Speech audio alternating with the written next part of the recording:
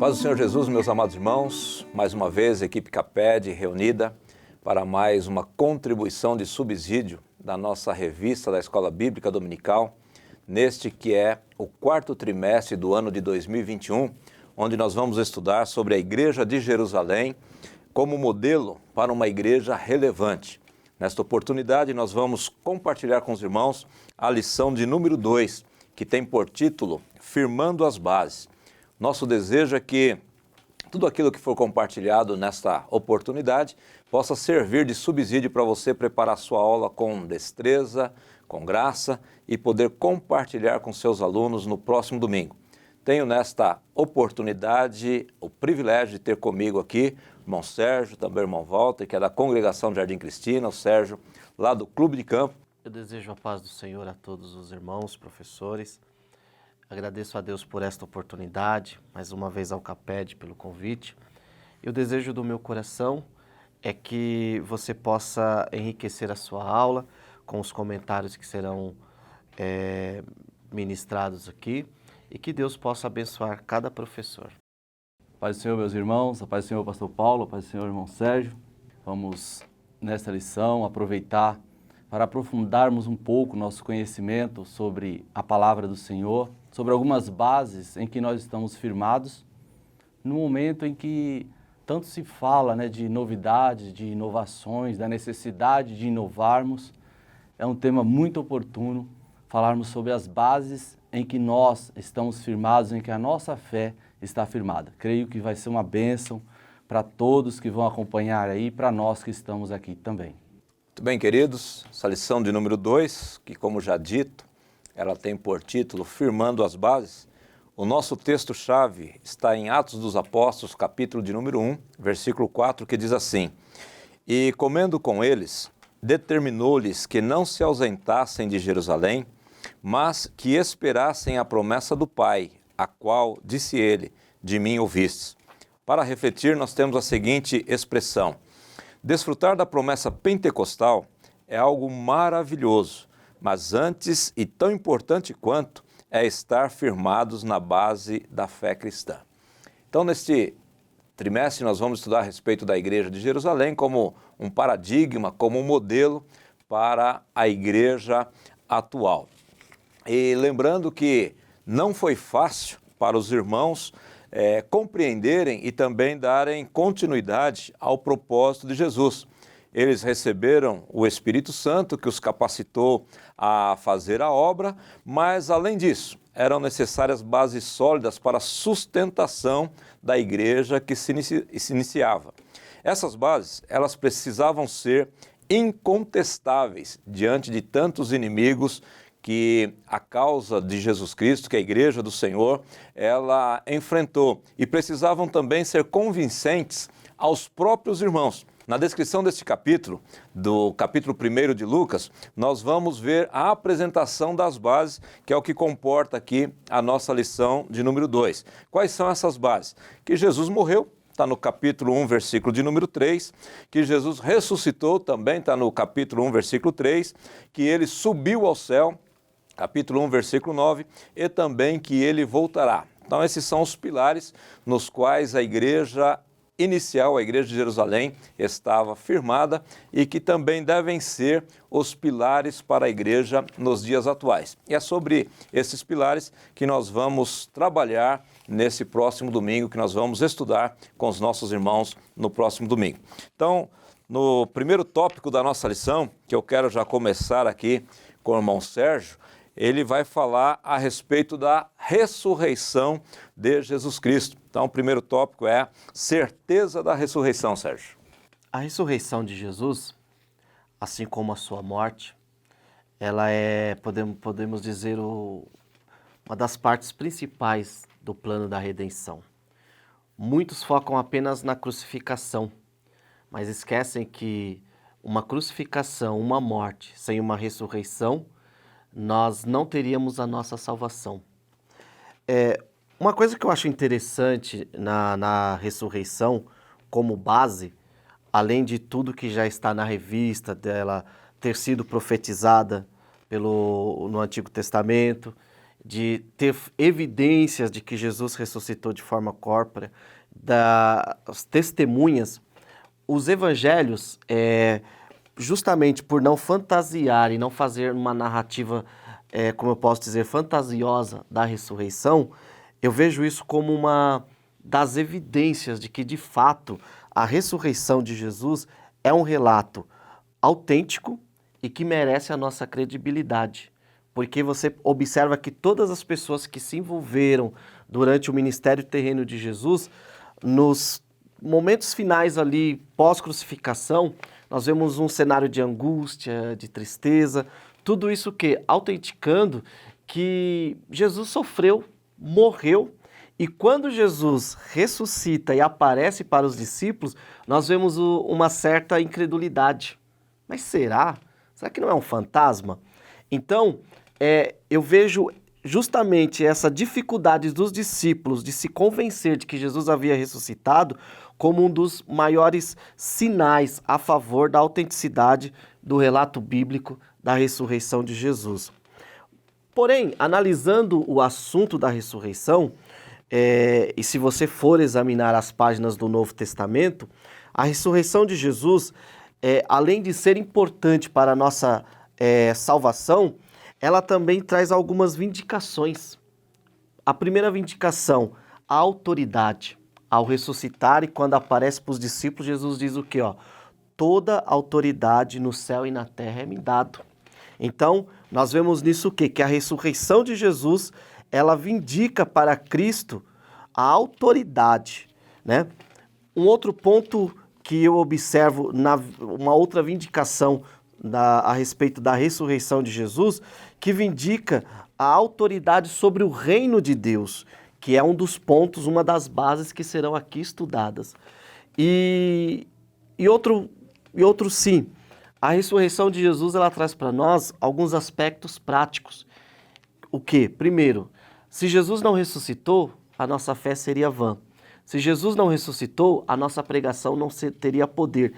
E, acima de tudo, se Jesus não ressuscitou, não haveria cristianismo. O cristianismo existe, toda essa dinâmica que nós estudaremos aqui como base, ela só acontece, só existe justamente porque a ressurreição de Jesus não é uma fantasia e não é algo forjado, mas foi um relato autêntico e um milagre que aconteceu da parte de Deus. Gostei muito, irmão Walter, dessa expressão usada pelo irmão Sérgio, a respeito da simplicidade do relato da ressurreição, que não foi algo fantasioso, não foi algo que foi acrescentado, até porque uma das preocupações do apóstolo Paulo é que a igreja de Corinto, ela não fugisse, não se afastasse da simplicidade do evangelho. E existem algumas histórias que, para elas terem alguma credibilidade, elas precisam ser muito enfeitadas. E o relato da ressurreição não, ele foi simples, mas objetivo, né? Simples, objetivo, pastor Paulo, e é o que, de uma vez por todas, nos diferencia de todas as demais religiões do mundo. Às vezes a gente ouve a tentativa das pessoas fazerem um ecumenismo, de tentar esse acordo entre as religiões, como se fosse possível, e talvez o ponto principal nosso, que não tem como o cristianismo fazer qualquer acordo com outra religião, é a ressurreição. Então a ressurreição, ela é o ponto central. Então hoje essa lição aqui, ela não fala de um ponto, uma base. Na verdade essa lição fala da grande base da doutrina do cristianismo, que é a ressurreição corpórea de Cristo. E assim, é bom a gente entender um pouco, acho que vale a pena a gente falar um pouquinho, sobre como foi a ressurreição, como ela foi tratada. Às vezes nós falamos muito, quando lembramos de perseguição da igreja, a gente lembra muito dos mártires, a gente lembra muito das perseguições que foram acontecendo ao longo da história, né, das pessoas que tentaram trazer a igreja para o centro da palavra de Deus, trazer a palavra de Deus para o centro da igreja também. Mas se nós olharmos a palavra de Deus, pastor Paulo e irmão Sérgio, o primeiro ataque à igreja não foi necessariamente aos crentes. mas foi a doutrina do cristianismo. E foi não em outro ponto, mas exatamente sobre a ressurreição. Foi o primeiro ponto a ser atacado pelas religiões. Então, quando Jesus ele ressuscita, quando eles vão lá e veem o túmulo vazio, o primeiro ataque dele não foi contra nenhum crente, foi contra a ressurreição. Então eles pagaram para que desfizesse a ideia de ressurreição. Se a gente voltar um pouco mais, quando Jesus ainda estava exercendo o seu ministério, foi o primeiro ataque à doutrina da igreja, foi um ataque dos saduceus sobre a religião, sobre a ressurreição. Porque os saduceus era uma daquelas 4 vertentes filosóficas que havia ali entre os judeus. E os saduceus, eles aceitavam apenas o Pentateuco como escritura e não aceitava a ressurreição como doutrina. E foi o primeiro ponto que ele atacou. Ele chamou Jesus para fazer uma pergunta a respeito dos casamentos e aí Jesus vai falar para ele, ensinar para ele sobre a ressurreição. Então a ressurreição é o ponto que nos diferencia de todas as religiões que existem. Então é um ponto extremamente importante. Nós estamos diante de uma lição que ela traz, por isso que assim, Deus usou numa felicidade o pastor que fez o comentário aqui, que fez o pastor Adailton, né? O irmão Adailton que fez o comentário, porque ele vai falar e ele coloca no plural, ele fala firmando as bases. Então nós estamos aqui diante da grande doutrina do cristianismo, que é a ressurreição, mas nós temos outras bases importantes que eu acho que nós vamos ver ao longo da lição aqui. E é interessante, irmão Walter, que essas bases, né, como foi bem lembrado, que está no plural, todas elas são de sustentação, são bases mesmo.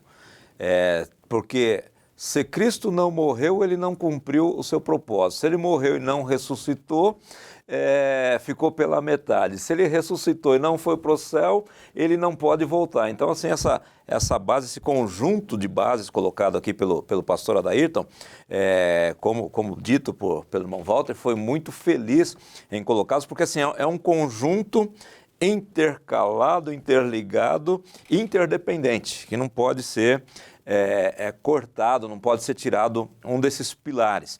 E importante que a ressurreição, ela serviu e serve para também dar cumprimento às Escrituras, conforme a gente pode ler em Lucas capítulo 24, versículos 45 e 46, que está escrito assim: então abriu-lhes o entendimento para compreenderem as Escrituras, e disse-lhes: assim está escrito, e assim convinha que o Cristo padecesse e ao terceiro dia ressuscitasse dos mortos. Então a ressurreição, ela não aconteceu por acontecer, ela é um cumprimento das Escrituras, conforme lido aqui em Lucas 24, 45 e 46. As Escrituras também, ou a ressurreição, elas são referencial para perdão dos pecados, já foi dito até aqui pelo Sérgio. 1 aos Coríntios 15, 17, diz assim: se Cristo não ressuscitou, é vã a vossa fé e ainda permanecei nos vossos pecados. Então, a ressurreição é um pilar de sustentação, é uma base de sustentação da igreja, do evangelho, da palavra de Deus e da nossa fé, né, da nossa convicção de vida eterna. Conforme também foi dito pelo Walter aqui, desde sempre, Sérgio, a ressurreição ela foi confrontada, ela foi atacada, mas nós podemos vê-la sendo confirmada pelos anjos, pelos apóstolos e, conforme dito pelo Walter aqui, até pelos próprios inimigos, né? Aqueles guardas que se conluiaram e fizeram um conluio para negar a ressurreição. Então, assim, ela não foi simplesmente dita, mas ela também foi confirmada. E confirmada pela história. Se o cristianismo existe, como bem o irmão Walter colocou aqui, por que o cristianismo ele é diferente? Né? Ele não é mais uma religião, mas ele é diferente. Justamente porque o cabeça desse sistema chamado cristianismo está vivo, morreu, mas ressuscitou.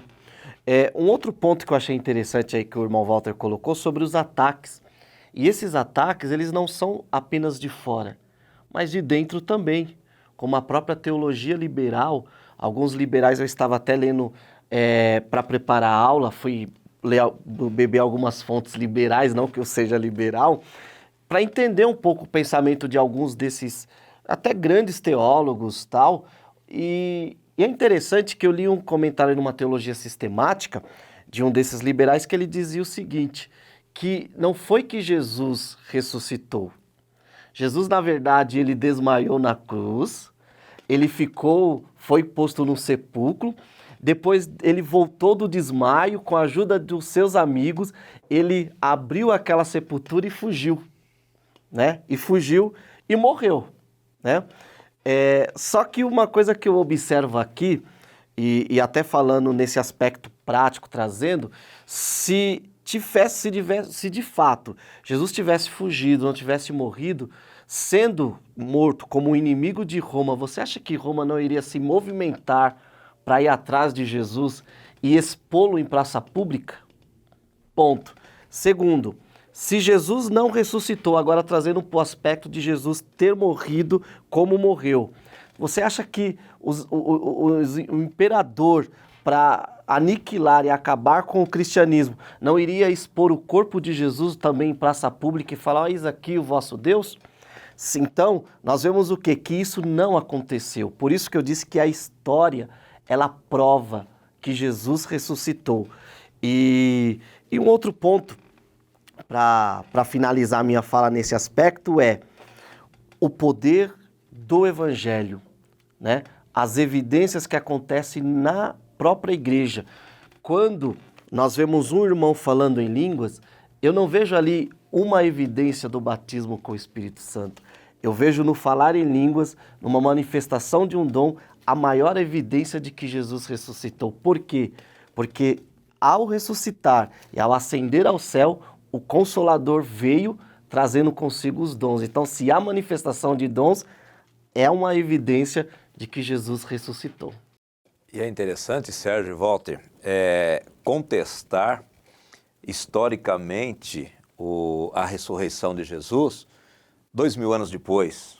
Não tem nenhuma testemunha viva, mas quando Paulo escreveu aos Coríntios, ele disse assim, que foi sepultado, que ressuscitou ao terceiro dia, 1 Coríntios capítulo 15, versículo 4, eu estou lendo, segundo as Escrituras, que foi visto por Cefas, depois pelos 12, depois foi visto uma vez por mais de 500 irmãos, dos quais vive ainda a maior parte. Ou seja, quer conferir, quer prova, tem aí. Muitos dos que ouviram ainda estão vivos. Então seria muito fácil de ser comprovado se fosse uma fraude, né, como os teólogos liberais costumam dizer, se fosse uma farsa, se fosse um mito, a ressurreição de Jesus. Na época em que Paulo escreveu aos Coríntios, seria muito fácil de conferir e desmentir, né, aquele embuste, aquela enganação na realidade.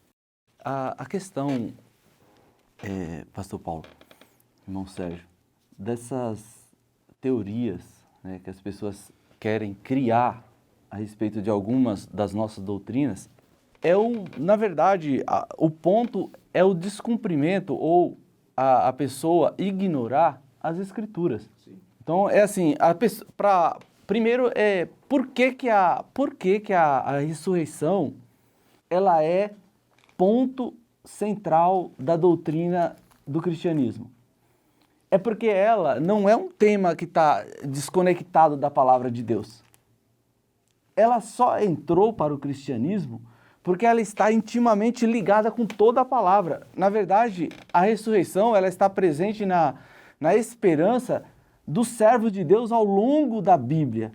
Se nós pegarmos Jó, lá no capítulo 19, versículo 25, eu acho importante isso para o professor da escola dominical.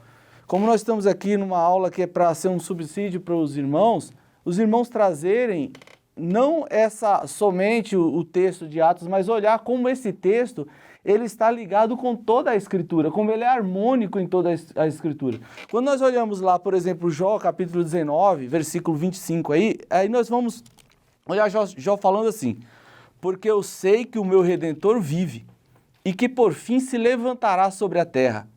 E depois de consumida a minha pele, ainda em minha carne verei a Deus. Vê-lo-ei por mim mesmo, e os meus olhos, e não outros, o verão. E por isso o meu coração se consome dentro de mim. E Jó vai falar sobre essa certeza da ressurreição. Então a ressurreição, ela não é um assunto que criaram com os seguidores de Jesus.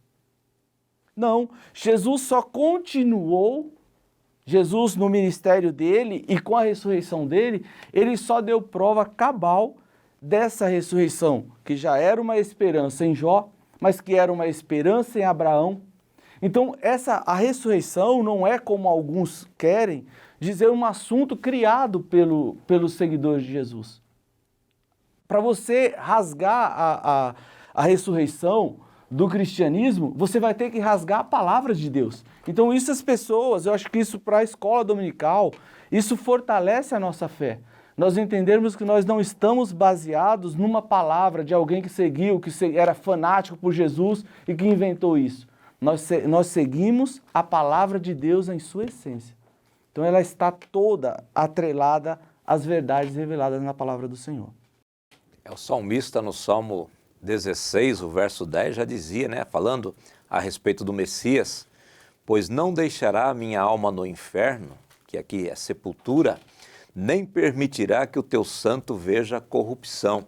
Então, conforme disse o irmão Walter aqui, há um sincronismo na palavra de Deus e que a gente não deve se prender somente ao relato de Lucas em Atos dos Apóstolos, mas que toda a palavra de Deus está permeada dessa ideia ou dessa realidade da ressurreição, que é então um dos pilares, né, uma das bases da nossa fé, que deve servir desde o princípio como paradigma, como modelo para a nossa igreja nos dias atuais.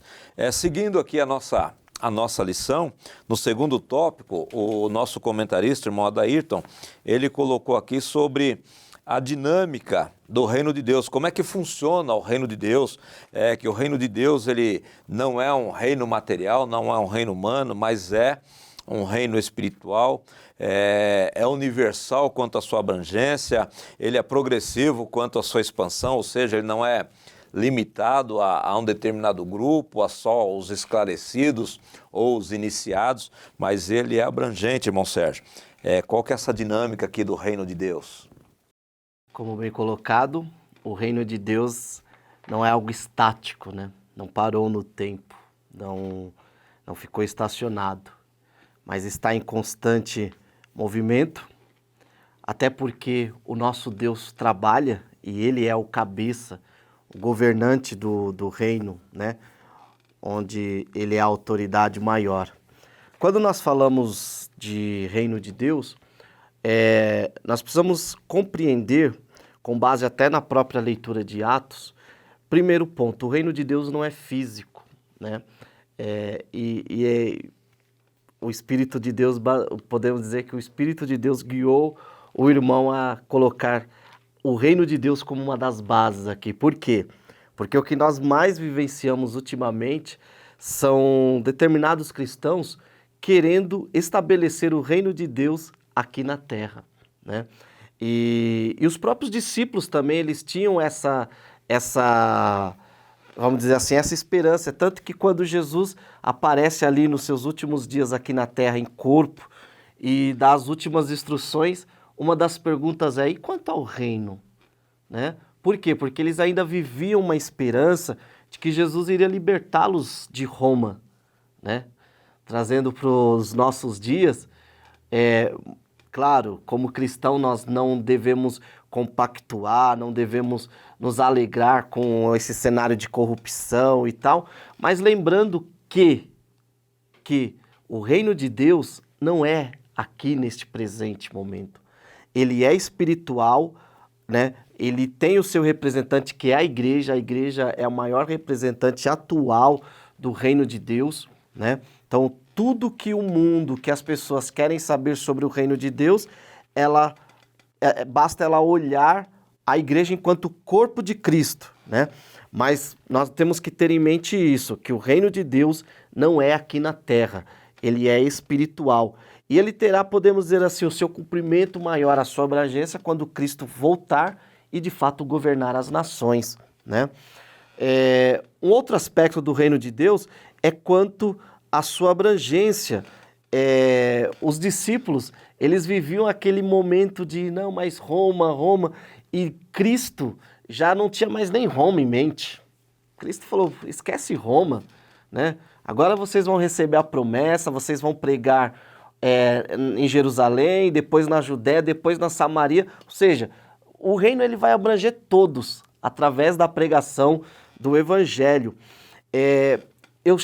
Nós temos que ser patriotas, mas não nacionalistas, né? Lembrando que a nossa pátria, a nossa nação, ela é celestial. Nós estamos aqui como forasteiros, como peregrinos, como dizia o Joe Bonner, né? Então, nesse aspecto eu vejo que o reino de Deus ele é abrangente. E um outro aspecto que eu vejo quanto ao tempo.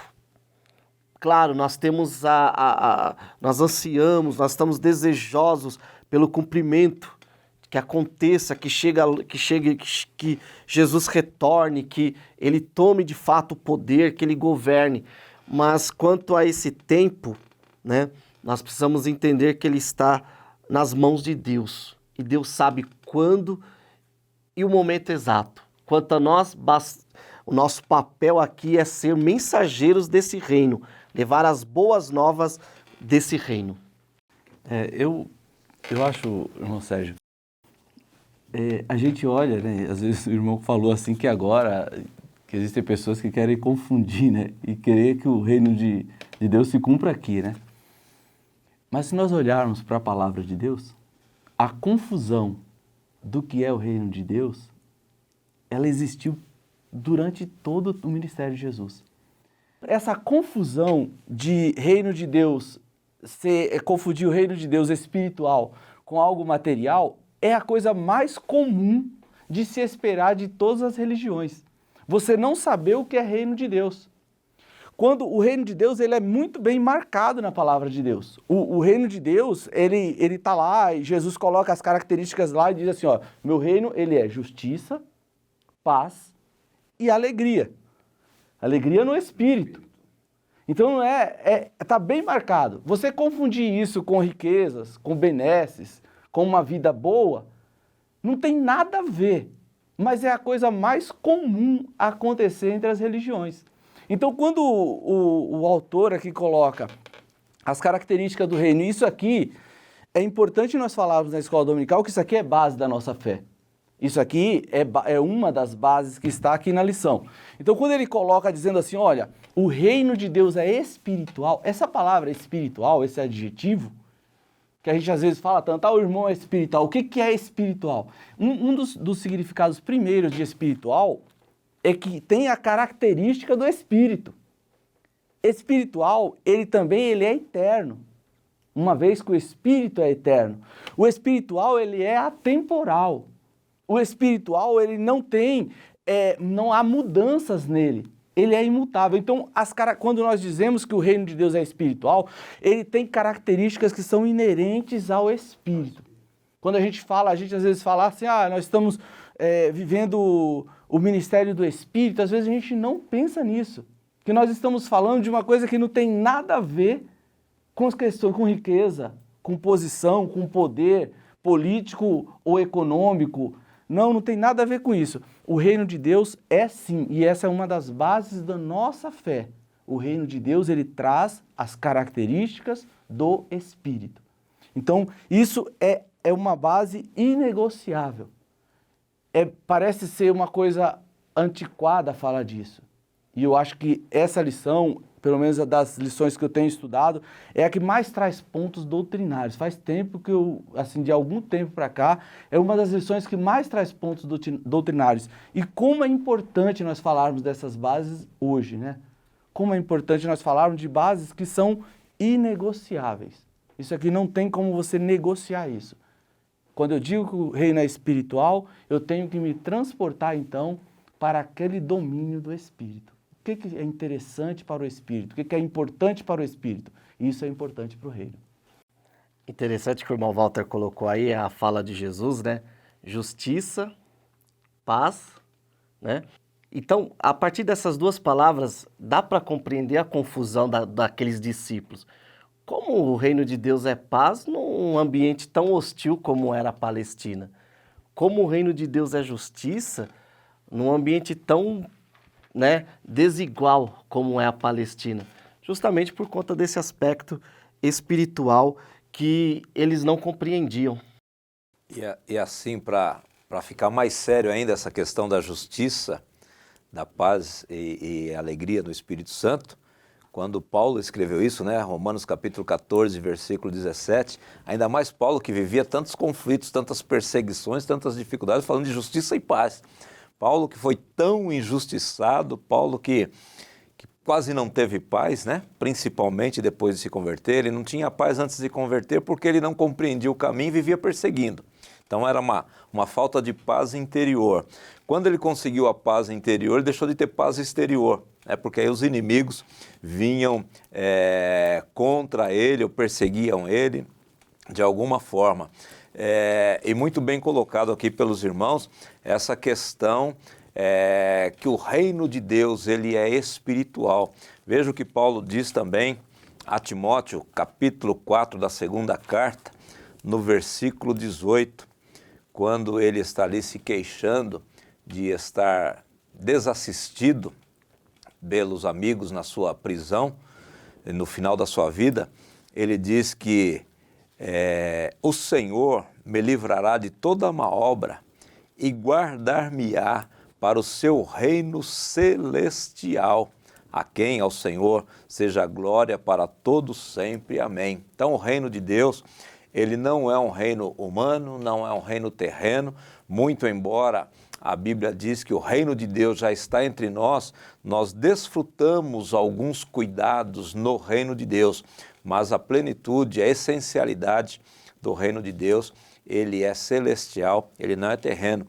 E como sempre foi confrontado o reino de Deus, e como disse aqui o Walter, desde sempre há um não entendimento a respeito do que é o reino de Deus. Hoje a gente continua nesta situação, muitas pessoas, talvez, Walter, até nem querendo mais o reino celestial, de tantas promessas que são feitas no reino terreno, né? Pois é. Na verdade, pastor, eu tenho uma imagem, acho que uma ilustração de um perigo que eu vejo acontecer. Nós temos alguns dados que apontam para essa confusão. Alguns dados. O crescimento da igreja cristã no Brasil é um dado que aponta para essa confusão. E o desligamento de cristãos da igreja é um outro dado que aponta para essa confusão que as pessoas fazem. E eu tenho na minha mente que é mais ou menos, pastor, o que acontece com o empreendimento imobiliário, sabe? Empreendimento imobiliário, quando o pessoal vai fazer um lançamento, você vai lá e você chegando lá, eles mostram para você, mostra lá, você chega geralmente numa sala muito bem arrumada, então tem os banners lá com fotos, com as projeções do que vai ser o empreendimento, áreas de lazer, mostra tudo para você. Você vai lá, tem uma maquete que mostra o formato, como vai ficar o prédio ou os prédios. Você vai lá e tem vídeos, às vezes, mostrando como será aquele prédio. E a gente vai no decorado e olha a altura do pé direito, olha como vai ser o acabamento, olha como vai ser a disposição dos móveis, uma das disposições. E quando a gente vai lá para comprar um imóvel, a gente não... Eu nunca fui em um que eu conversasse com um engenheiro, com um arquiteto, com o mestre de obra, com o pedreiro, com o ajudante de pedreiro que vai fazer aquele prédio. Eu converso com vendedores, eu converso com com pessoas que estão ali para vender aquele... Ou a pessoa fez um curso e ele sabe como é que mostra como é que tem as táticas de venda, de marketing, e eu compro o imóvel pelo que ele me disse. Mas eu nunca fui no empreendimento que o cara pegasse lá a maquete, virasse e mostrasse para mim o vergalhão de ferro que ele vai usar. O tipo, a bitola, quantos metros ele vai descer a sapata para fazer a fundação daquele prédio que vai ficar de pé. E com a fé cristã, eu tenho a impressão que é o que pode estar acontecendo, infelizmente, na igreja cristã e talvez a nível mundial, mas eu vou dizer aqui da brasileira. As pessoas estão aderindo à fé pelo que mostraram para ela do prédio pronto. Pela propaganda. Mas nós estamos aqui hoje falando de bases. Bases é fundação. Bases é o fundamento da nossa fé. Bases é aquilo que sustenta o prédio. Então, quando Jesus vai falar para os discípulos, vai mostrar para os discípulos o lugar do prego, onde foi furado, Jesus está mostrando para eles, olha, o fundamento onde vocês vão estar firmados é esse. Vocês não estão comprando de mim uma crença porque ela é bonita. Então, as pessoas, muitas vezes, o que parece, infelizmente, as pessoas estão sendo atraídas pelo que mostraram para ela. Pelo prédio, mas só que o que nós vemos isso no campo imobiliário. Pessoas depois descobrem que o prédio que ela comprou para ser um palácio tinha farinha lá dentro da estrutura dele e ele desabou. Outro prédio não fizeram a fundação bem feita e o prédio começa a rachar, como aconteceu em Osasco outro dia. Outro prédio foi construído muito bem, mas foi construído num terreno que era antigo lixo de uma indústria, como foi aqui em Santo André, e as pessoas agora estão num apartamento bonito, mas está num terreno condenado. E o que Jesus está tratando, e o que o autor coloca aqui, nós precisamos falar isso na igreja, é que nós não podemos estar firmados no nosso apartamento. Nós temos que descer, sabe? Pegar a couraça, agora vou pegar o macacão da justiça, pegar o capacete da salvação, calçar meus sapatos e eu descer com o engenheiro e falar assim, não, eu quero descer e ir lá para eu ver o vergalhão que você está colocando nas sapatas do prédio onde eu vou morar. Porque esse prédio vai morar e não é por alguns dias não é pela minha vida aqui, é pela eternidade. Eu quero saber o que você está colocando nessas bases aí, porque é sobre essas bases que eu vou estar firmado. A grande preocupação de Paulo era essa com os coríntios. Ele vai gastar um capítulo inteiro para dizer, isso ele vai dizer aos coríntios, falar assim, olha, o fundamento, eu vou colocar nas minhas palavras, o fundamento está posto. Agora vocês cuidado como vocês vão construir sobre eles. O fundamento é sólido. E nós temos que tomar muito cuidado para nós não sairmos dessas bases. O prédio está muito bonito, mas as bases estão aqui e eu estou indo para o lado e fazer minhas paredes. Então, é uma revista, uma lição muito, mas muito oportuna. Que nós, como professores da escola dominical, nós temos de aproveitar para nós mostrarmos essas bases, para que outras pessoas não saiam da igreja. O Brasil hoje, a última estatística que eu vi, o Brasil já conta com um triste número de 4 milhões de desigrejados. Isso não pode ser ignorado pela igreja. Essas pessoas começaram a edificação fora da base. E é responsabilidade nossa como igreja trazer as bases para mostrar para as pessoas, olha, nós temos marcos e a Bíblia diz, não remova os marcos antigos. Nós temos marcos e nós temos de tomar cuidado como nós estamos construindo sobre esses marcos. Pegando um gancho aqui na comparação que o irmão Walter fez, do engenheiro, do arquiteto, do idealizador, que é Deus, aquele que colocou as bases, que fundou as bases, e para a gente conversar com o idealizador, a gente precisa olhar para onde ele está, ir buscá-lo onde ele está. E Paulo diz aos Colossenses capítulo 3, portanto, se já ressuscitastes com Cristo, buscai as coisas que são de cima, porque o reino de Deus é celestial, onde Cristo está assentado à destra de Deus. Pensai nas coisas que são de cima e não nas que são da terra. Muito séria essa fala do irmão Walter, e você, professor, aproveita, repassa isso para os seus alunos, porque tem muita gente comprando apartamento dentro da comparação que ele fez aqui, só pelo visual externo, está esquecendo-se das bases. E na igreja, tem muita gente, infelizmente, indo pelo oba-oba, indo pela distração e esquecendo-se de olhar para as bases que são aquelas que sustentam a igreja. Porque Jesus disse no final do seu discurso ali, do seu Sermão do Monte, que aquele que observa a base, ele firma a sua casa na rocha, ele não firma a sua casa na areia. Porque o vento vem, a chuva vem, a tempestade vem sobre todos. Mas aquele que estiver com as bases bem fundamentadas, eles não vão ruir, não vão desmoronar. Então precisamos aí passar essa informação para os nossos alunos, para que essa estatística dita aqui pelo irmão Walter, de 4 milhões de desigrejados, fora aqueles que são chamados de poligrejados também, irmão Walter, aqueles que ficam pingando daqui para lá, de lá para cá, né? Fora essa estatística também, que eu não sei nem qual o número, mas que nós possamos fincar as nossas bases em Cristo Jesus, firmar os nossos passos.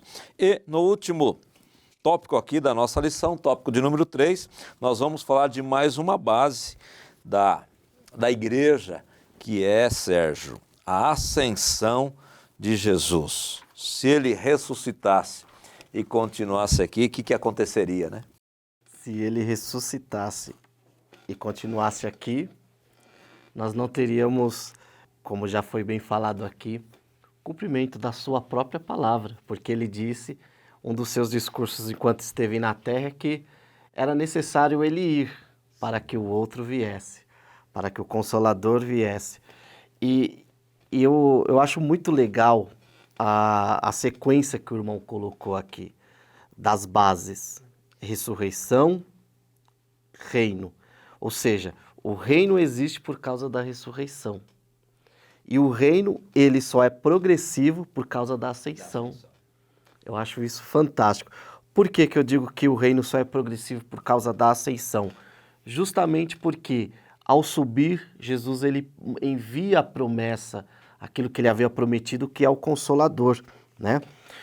Mas alguns pontos devem ser encarados na ascensão de Jesus. Primeiro, foi literal. Essa ascensão literal já é mais uma evidência da ressurreição. E como bem a leitura diz aqui, essa ascensão foi testemunhada pelos irmãos ali, né? A ponto deles ficarem olhando e imaginando, será que ele já vai voltar? E aparece ali 2 anjos e diz, olha, fique em paz. Do jeito que ele foi, ele também retornará. Um outro aspecto da ascensão a ascensão também é uma prova, uma evidência e um compromisso selado com Jesus de que ele retornará, né? Todas as vezes que me perguntaram sobre qual que é a certeza de que Jesus voltará, simples, porque ele ascendeu. Do jeito que ele foi, ele também retornará. Essa é uma das promessas, né? E outro ponto sobre a questão da ascensão, e aqui eu vejo uma coisa fantástica, o milagre da ascensão já dá indícios de como será o milagre do nosso arrebatamento. Porque Jesus, ele está no céu, e aí eu acho aquelas coisas, como os irmãos dizem, mistério de Deus. Ele está em corpo no céu. Porque a Bíblia diz que ele subiu. E a maior evidência disso é quando Estevão estava sendo apedrejado, ele olhou e viu Jesus ali. Então ele reconheceu, não, olha, eu sei porque é o mesmo corpo, é o mesmo rosto, glorificado, mas eu o conheço, né? Então, eu vejo nesse ponto um milagre que aponta para a nossa transformação futura, né? E aqui, eu coloquei no meu pequeno esboço aqui, qual que é o significado de tudo isso? Qual o significado da ascensão de Jesus?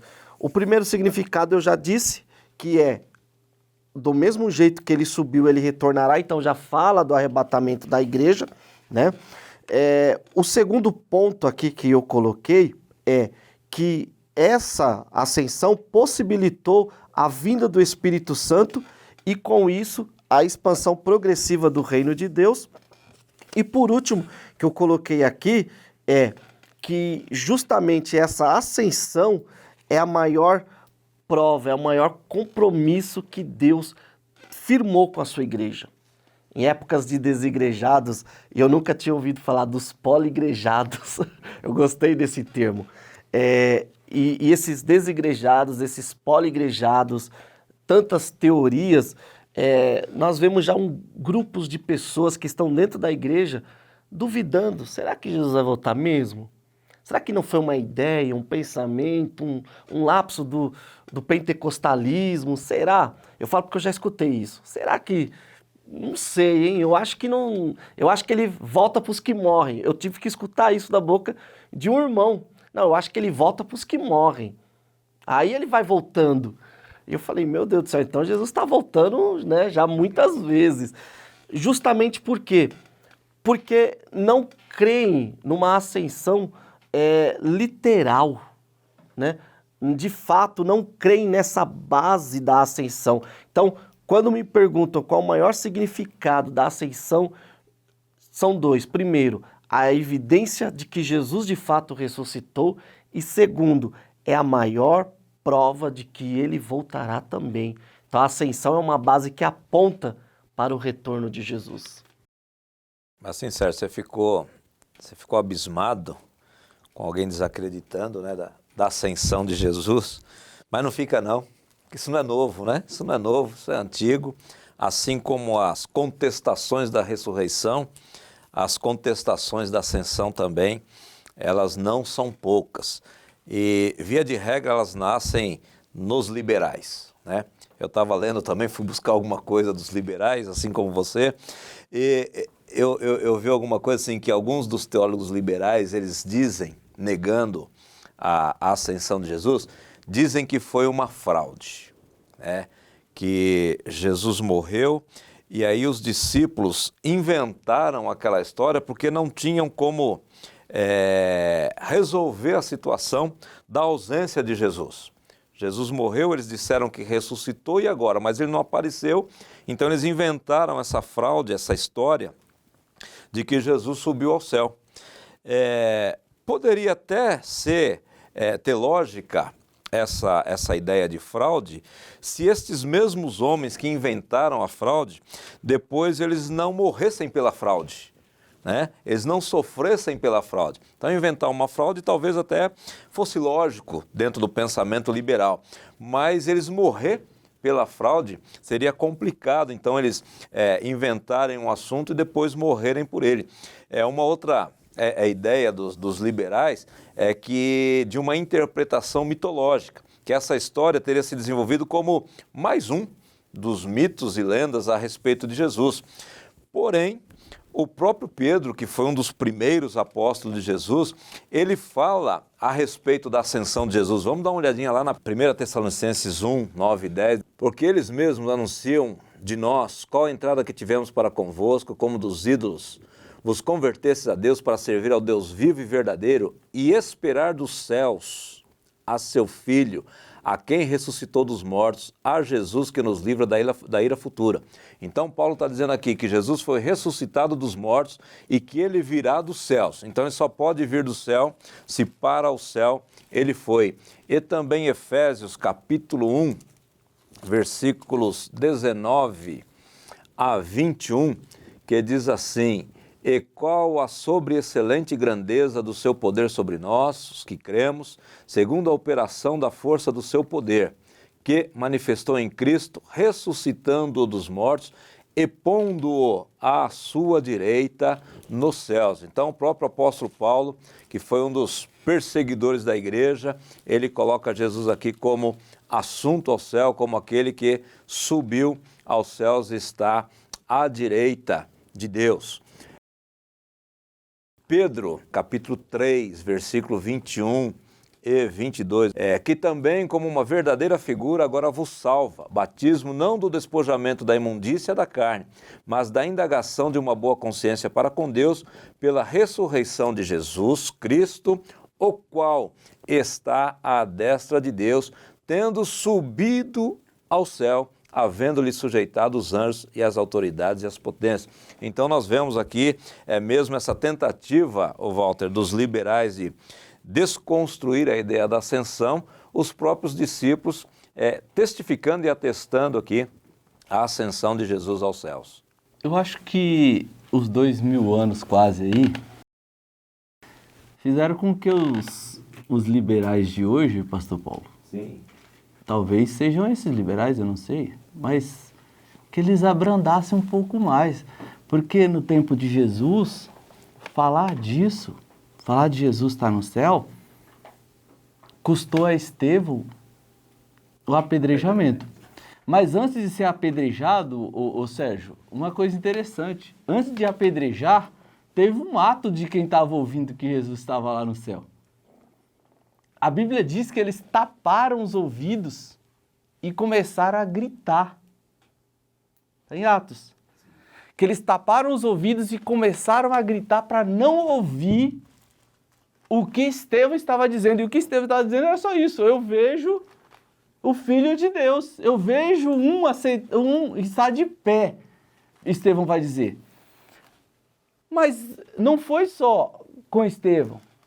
Depois, algumas décadas depois, João vai ser convidado por Deus a subir lá. E João sobe. E quando João sobe lá, ele começa assim, capítulo 5 de Apocalipse, versículo 6.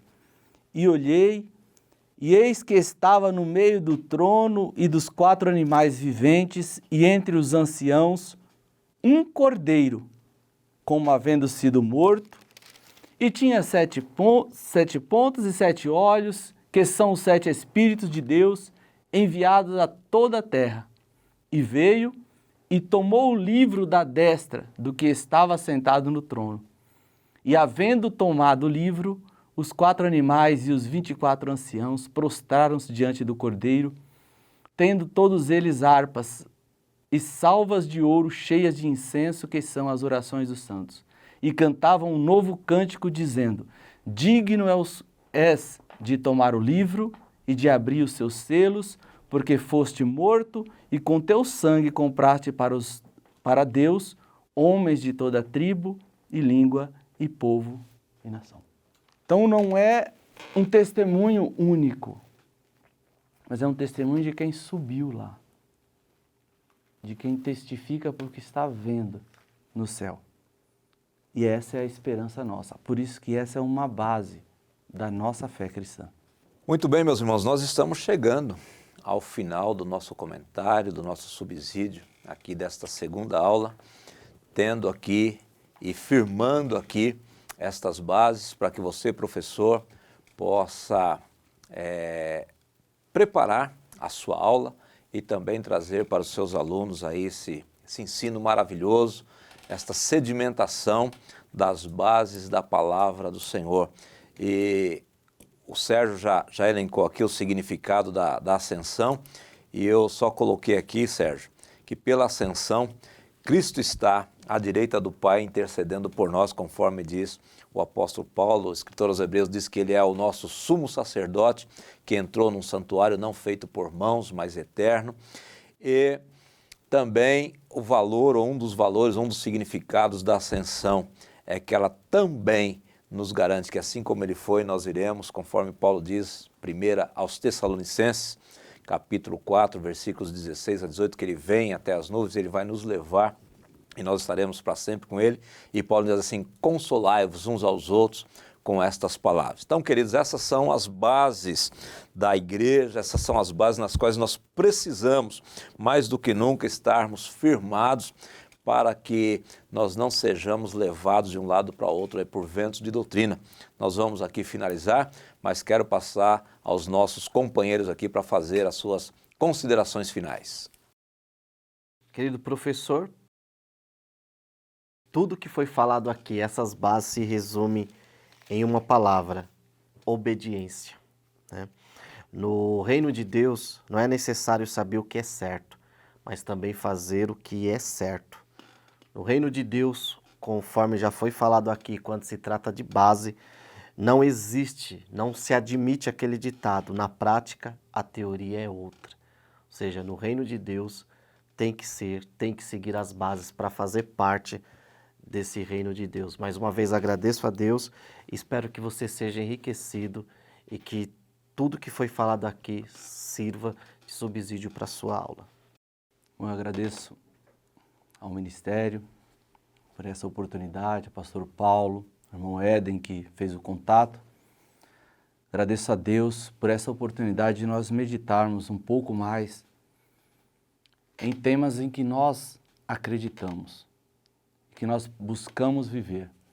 Espero que seja de proveito para os professores prepararem as suas aulas, entendendo, irmãos, que tudo que a igreja fez, tudo que a igreja fará, ela só terá a chancela do Espírito se for feito nas bases colocadas pela palavra.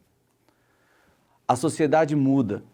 Sociólogos falam aí da fluidez dos relacionamentos, da sociedade. Os filósofos vão apontar para uma massificação das culturas. As pessoas vão falar de uma privatização do direito. O direito é meu, eu faço o que eu quero, faço com a minha vida o que eu quero, mas nós temos bases.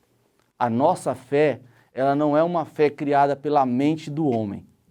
Ela é uma fé criada pelo Espírito de Deus, revelada na palavra. E essas bases não podem ser removidas. Nós não temos direito, como igreja, de edificar fora dessas bases. Nós precisamos reafirmar, nós precisamos conhecer a fundo e viver dentro das bases colocadas pela palavra de Deus. Muito obrigado. Amém, meus irmãos. Eu quero agradecer a Deus por mais esta oportunidade de estarmos aqui compartilhando a palavra do Senhor. Quero agradecer aos nossos companheiros, irmão Walter, irmão Sérgio, que hoje vieram a brilhantar este subsídio.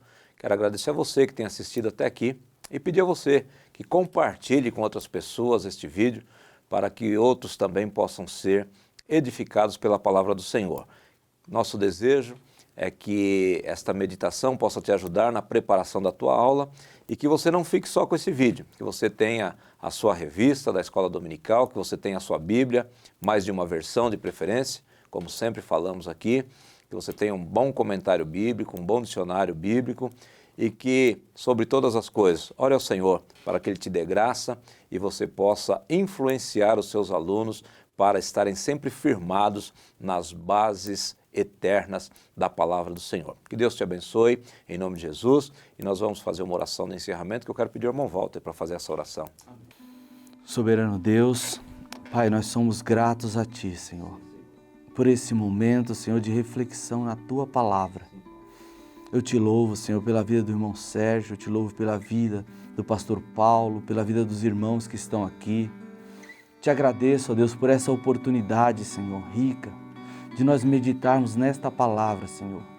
Que essas bases, Senhor, da fé cristã estejam cada dia mais firmadas em mim e em cada um dos meus irmãos que aqui estão.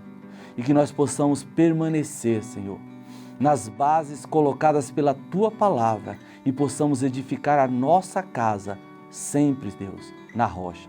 Te agradeço, Senhor, por esse momento, em nome de Jesus. Amém. Deus abençoe a todos em nome do Senhor Jesus.